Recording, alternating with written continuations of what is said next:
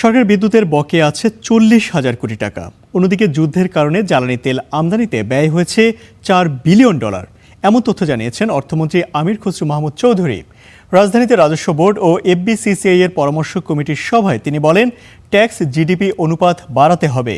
সংস্কার সম্পন্ন করার জন্য আইএমএফ বিশ্বব্যাংকের কাছে 2 বছর সময় চাওয়া হয়েছে বলেও জানান তিনি। বাজেট বড় করতে গিয়ে টাকা পাচার হলে সেই বাজেটের মূল্য নেই বলেও মন্তব্য করেন তিনি।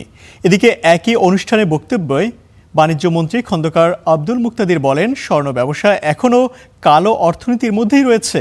বেসরকারি খাত উদ্ধারের সর্বোচ্চ চেষ্টা করা হবে বলেও জানান তিনি।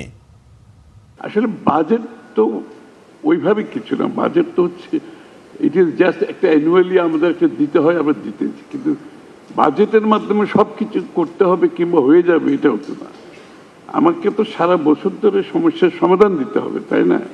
খালি বাজেটের সমাধান দিলাম তারপর সারা বছর কিছু হলো না, সেটাও তো না।